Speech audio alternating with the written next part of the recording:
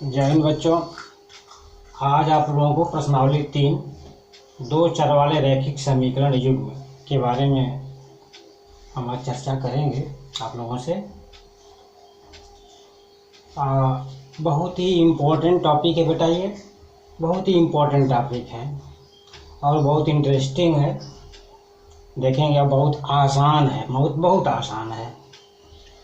सबसे पहले इसको देखो ध्यान से। यहाँ करा दो चर के बारे में, जैसे दो चर वाले रैखिक समीकरण युग्म। तो आप इसके पहले कक्षा 9 में पढ़े हैं एक चर वाला रैखिक समीकरण। जैसे हम कहें x + 3 = 7 या कहें 2x = 5, 3x - 7 = 0। तो यह एक चर है, एक चर, क्योंकि यहाँ पे सिर्फ x आपको दिखाई दे रहा है, बकिया ये 3 अचर है, संख्या है, यहाँ भी 7 संख्या है। यहाँ पे चर जो है सिर्फ क्या है बेटा, x है। और x की जो घात है यहाँ पे कितनी है, 1 है। तो आप जानते हो एक घात वाले को रैखिक कहते हैं, एक घात वाले क्या कहते हैं, रैखिक, और दो घात वाले कहेंगे द्विघात। तो रैखिक किस लिए कह रहे हैं कि एक घात है, एक लिखते नहीं हैं, और चर यहाँ पे एक ही है, इसलिए हम कहें x है केवल, इसलिए हम कहेंगे यह एक चर में रैखिक समीकरण है। समीकरण क्यों कर रहे हैं, इसमें दो पक्ष होता है बेटा, एक बराबर के बाएं तरफ, एक बराबर के दाहिने तरफ। समीकरण में हमेशा दो पक्ष होगा, एक बराबर के बाएं, एक बराबर के दाएं।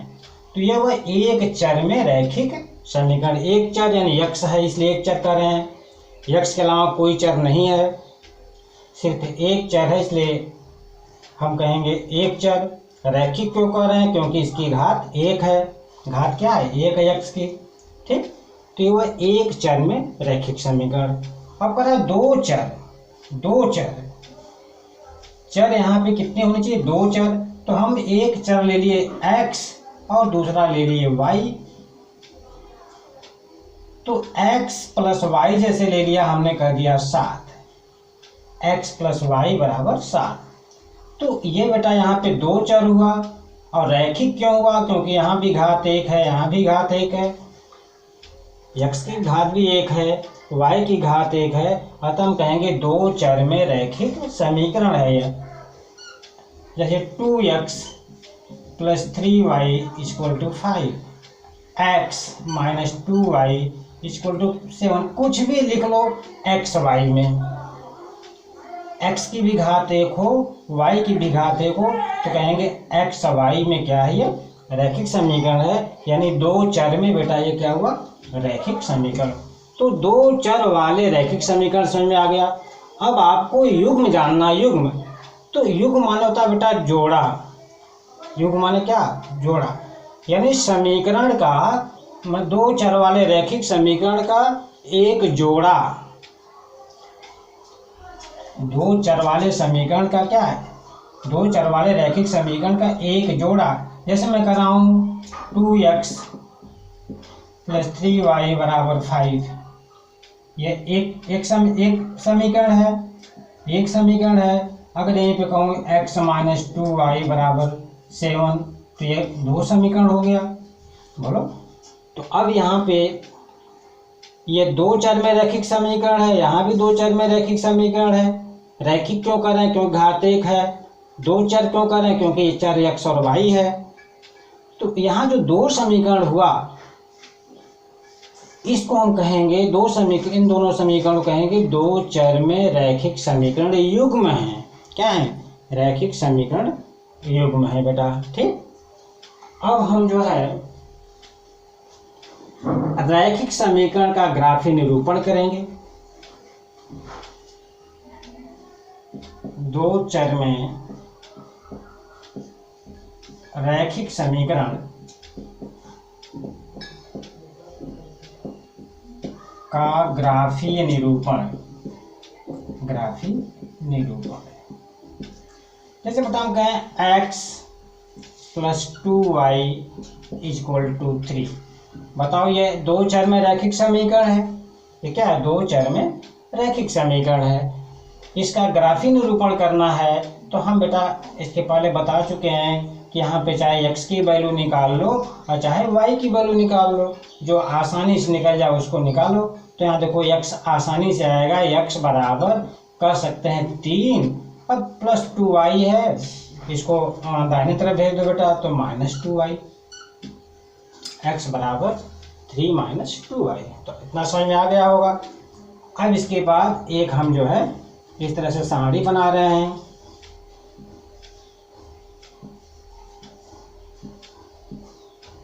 क्या करेंगे, यहाँ ऊपर x लिख दिया, नीचे y लिख दिया। अब हम क्या करें कि y का जब अलग अलग मान रखें, चाहे जो भी मान ले लें, y का अलग अलग जब मान रखेंगे तो x के अलग अलग मान प्राप्त हो जाएंगे। यदि मैं y बराबर 0 करें, y बराबर क्या कर दूं 0, y की जगह जब 0 रखोगे बेटा तो x बराबर 3 - 2 गुणे 0, बोलो x बराबर 3 - 2 गुणे y की जगह 0 हो गया, तो यह हुआ x बराबर 3, ये 2 गुणे 0 0 हो गया, बोलो -0, यानी x बराबर कितना मिला 3 मिल गया बेटा। y जब 0 किया तो x क्या मिल गया 3, y को 1 कर दो तो बोलो 3 - 2 गुणे 1, तो 3 - 2 आएगा, यानी क्या आएगा 1 आएगा बेटा। y को 1 किया तो x क्या आ गया भी 1 आ गया। देखो 3 - 2y था, तो x बराबर 3 - 2 गुणे y की जगह 1, तो यह हुआ 3 - 2 गुणे 1 कितना 2, यानी क्या आया 1। हम कह रहे हैं y का कुछ भी मान रखो, कुछ भी मान रखो। चलो y का मान यदि मैं 2 रख दें, y का मान हम 2 रख दें तो क्या हो जाएगा, x बराबर हो जाएगा 3 - 2 गुणे 2, x बराबर देखो x बराबर क्या है 3 - 2y है, y की जगह तुम क्या रख रहे हो, y की जगह बेटा 2 रख रहे हो, तो x बराबर 3 - 2 गुणे 2, और इस तरह से हुआ 3 - 2 गुणे 2 4, यह हुआ -1। हम कम से कम 2 मान लें, इसके बाद और ज़्यादा भी ले सकते हैं। चलिए x का मान हमने 3 ले लिया, और सॉरी y का मान क्या ले लिया 3, y का मान 3, तो बोलो 3 - 2 गुणे 3 यानी -6 हो जाएगा, यानी यहाँ पे आ जाएगा -3। नहीं समझे, देखो x बराबर 3 - 2y, तो हुआ 3 - 2 गुणे y की जगह क्या 3, तो हुआ 3 - 6, यह हुआ -3। इस तरह से हमने y के 4 मान लिए तो x के 4 मान प्राप्त हुए। अब हम इसका जो है ग्राफ खींचें। चलिए यह x अक्ष बेटा होता है, x x डैश लिखते हैं, यहाँ y और यहाँ y डैश लिख देते हैं, यहाँ मूल बिंदु।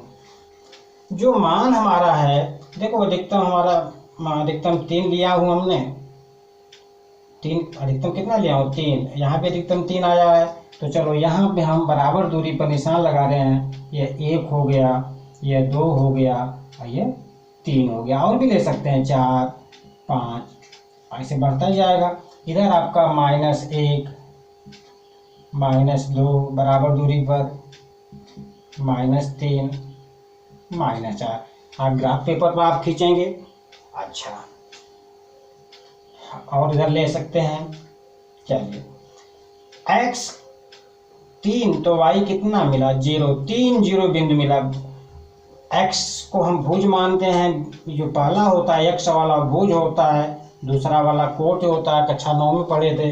यह 3 0 हुआ जिसमें 3 भुज है 0 कोटि है। तो x पर 3 खाना हम जाएंगे, देखो 1 2 3, y पे क्या है 0, y 0 जाना है, यानी ऊपर 0 जाना, 0 माने कुछ नहीं जाना है, तो यही हमारा हुआ 3 0, यही क्या हुआ 3 0, यहाँ लिख दिया 3 0। x 1 y 1, जो दूसरा बिंदु है 1 1, तो 1 बेटा इधर हुआ, अब एक खाना ऊपर है तो हमने ऊपर भी निशान ऐसे लगा देंगे, 1 2 3 4, ऊपर प्लस और नीचे क्या होता है माइनस, -1 -2 -3 -4 इत्यादि। चलो तो देखो 1 1 है, x 1 गए तो y भी वही खाना ऊपर, तो इसी 1 के सामने यहाँ पर निशान लग जाएगा, 1 1। x -1 तो y कितना 2, x -1 बेटा यहाँ है -y2, x -1 तो y क्या है 2 है, तो 2 खाना ऊपर हो जाएगा, ये इस तरह से यहाँ निशान लग जाएगा, ये आपका होगा क्या -1 2। x -3 तो y कितनी 3, x -3 आपका यहाँ है बोलो, और y कितना है, y 3 है तो 3 खाना, देखो x -3 तो माइनस माने यहाँ से बाएं गए, y कितना 3 तो ऊपर जाओगे, तो ये आपका निशान इसके ठीक सामने लग जाएगा ये। अब बेटा इसको ये आपका हुआ -3 3। इन सभी बिंदुओं को स्केल से क्या करेंगे, स्केल से मिलाएंगे तो ये सीधी रेखा में होंगे, इसको मिलाएंगे तो क्या बनेगी, एक सीधी रेखा प्राप्त होगी बेटा। तो x y में जब रैखिक समीकरण होगा तो उसका जो ग्राफ होगा वो क्या मिलेगा, एक सीधी रेखा मिलेगी। तो हमारे ख्याल से समझ में आ गया होगा। अच्छा अब जरा देखें, एक समीकरण हम बना रहे हैं, एक कथन है, राम की उम्र मोहन की उम्र से 2 वर्ष अधिक है। अब हमें जो करा है कि राम की उम्र मोहन की उम्र से 2 वर्ष अधिक है, इसका आपको रैखिक समीकरण बनाना है। क्या बनाना है, रैखिक समीकरण, 2 चर वाला रैखिक समीकरण, 2 चर वाला रैखिक समीकरण है।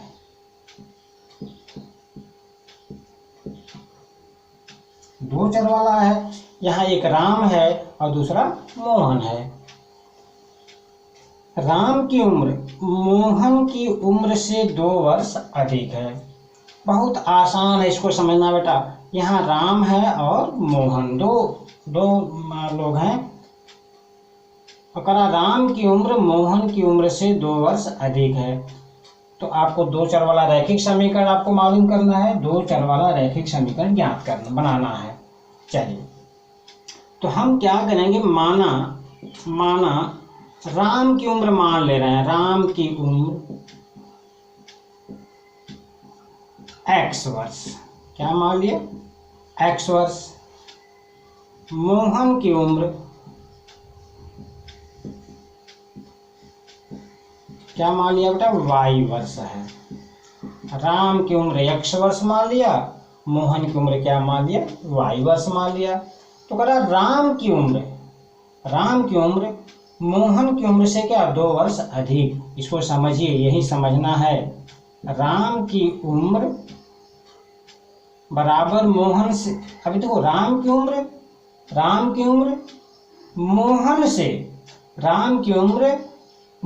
की उम्र से 2 वर्ष अधिक है। राम की उम्र मोहन की उम्र से 2 वर्ष अधिक। तो बेटा यहाँ समझो, राम की उम्र मोहन की उम्र से 2 वर्ष ज्यादा है। किसकी ज्यादा है, बोलो किसकी ज्यादा है। राम की उम्र इसको क्या माने हो x, मोहन की क्या माने हो y, मोहन का क्या माने y माने हो। तो राम की उम्र यानी यक्ष जो है, इस y से 2 वर्ष ज़्यादा है। कौन ज़्यादा है?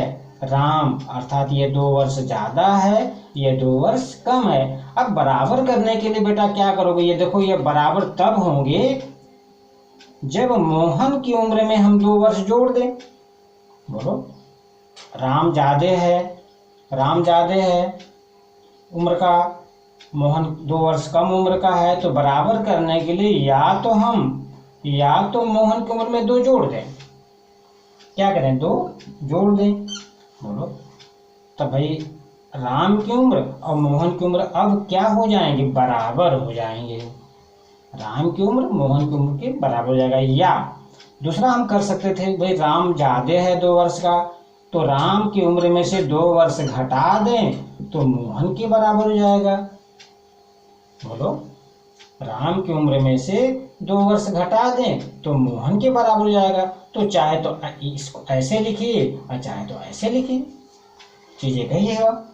देखो यहाँ पे क्या किया, राम की उम्र ज़्यादा था, मोहन की उम्र कम था, तो हमने क्या किया, राम की उम्र में से 2 वर्ष घटा दिया, जितना ज़्यादा था उतना घटा दिया तो मोहन के बराबर आ गया। या हमने क्या किया, मोहन की उम्र में 2 वर्ष चूँकि कम था, अब 2 वर्ष जोड़ दिया तो राम की उम्र के बराबर हुआ। तो इस तरह से यहाँ पे एक समीकरण हुआ। चाहे यह समीकरण कहें, चाहे यह समीकरण कहें, चाहे इसको हम बाएं तरफ लिख दें, x, इस y को बाएं तरफ भेज दें, x माइनस वाई माइनस 2 बराबर 0। तो बेटा यह जो है 2 चर में क्या बन गया, रैखिक समीकरण। ठीक, अच्छा, और जरा देखें, जैसे मैं कहूँ कि 3x धन 2y बराबर 7। अब जरा बताओ, ये 2 चर में रैखिक समीकरण है कि नहीं है? देखो 2 चर हैं x y, तो 2 चर तो हो गया रैखिक माने घात 1, यहाँ भी घात 1, अतः यह 2 चर में रैखिक समीकरण है। जरा बेटा यह बताओ, अगर हम इस 3 को 3 की जगह अगर 0 होता, क्या होता? 0, तो 0x plus 2y equal to 7। तो 0x तो 0 हो गया ना, बोलो 0x तो क्या हो गया? 0 हो गया, ये खत्म हो गया माने, अर्थात 2y बराबर क्या मिला? 7। इसका मतलब कि यदि x के गुणांक को 0 कर देंगे तब दो चर में रैखिक समीकरण नहीं प्राप्त होगा, यानी यहाँ पर 0 नहीं होना चाहिए बेटा। सोचो, अगर x के गुणांक यहाँ पे जो संख्या 3 है अगर 0 हो जाएगा तब 2 चर में रैखिक समीकरण प्राप्त होगा? नहीं होगा। इसी तरह से यदि y के गुणांक को यदि हम 0 कर दें, y के गुणांक को क्या कर दें? 0, तब भी 2 चर में रैखिक समीकरण नहीं रह जाएगा। ठीक, तो 2 चर में रैखिक समीकरण का व्यापक रूप, 2 चर में रैखिक समीकरण का व्यापक रूप क्या होता है बेटा?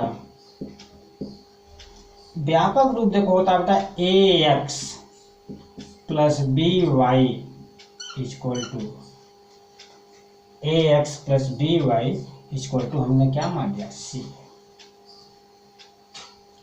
या हम इसको कर सकते हैं ax plus by plus c बराबर 0 भी कर सकते हैं, ax plus by plus c बराबर 0। यह हमारा जो है व्यापक रूप है, ax plus by plus c बराबर 0। जरा देखो x के गुणांक को यहाँ a अगर 0 हो जाएगा तो बताओ, जब ये 0 हो जाएगा तब तो एक चर में रैखिक समीकरण बचेगा। यदि y के गुणांक b को 0 करोगे तो ये y खत्म हो जाएगा, तब भी एक चर में रैखिक समीकरण बचेगा। यानी 2 चर में रैखिक समीकरण तभी होगा बेटा जब a is not equal to 0 और b भी 0 नहीं होना चाहिए, a भी 0 नहीं होना चाहिए और b भी 0 नहीं होना चाहिए। सोचो, अगर a 0 हो जाएगा तब तो खत्म हो जाएगा, तब केवल by प्लस c बराबर 0 मिलेगा। यदि b को 0 करोगे तो y खत्म हो जाएगा, ax प्लस c बराबर 0, माने तब दो चर नहीं बचेंगे। दो चर तभी प्राप्त होंगे बेटा जब ए भी जीरो ना हो और बी भी जीरो ना हो। अब जरा देखो, जब ए भी जीरो नहीं है, बी भी जीरो नहीं है, इसका मतलब कि अर्थात इसका मतलब हुआ कि ए का वर्ग भी ए स्क्वायर प्लस बी स्क्वायर भी जीरो नहीं होगा। ए स्क्वायर प्लस बी स्क्वायर भी जीरो नहीं होगा। तो यहाँ पे ध्यान देना चाहिए, ध्यान देना होगा कि a is not equal to zero और b is not equal to zero, तभी जो है a x plus b y plus c बराबर जीरो दो चर में रैखिक समीकरण होगा। ठीक बेटा, तो आज इतना ही है। नेक्स्ट वीडियो में आपको प्रश्नावली 3.1 के क्वेश्चंस को बताएंगे। बहुत ही आसान है बेटा, बहुत ही आसान है। ठीक, धन्यवाद बेटा।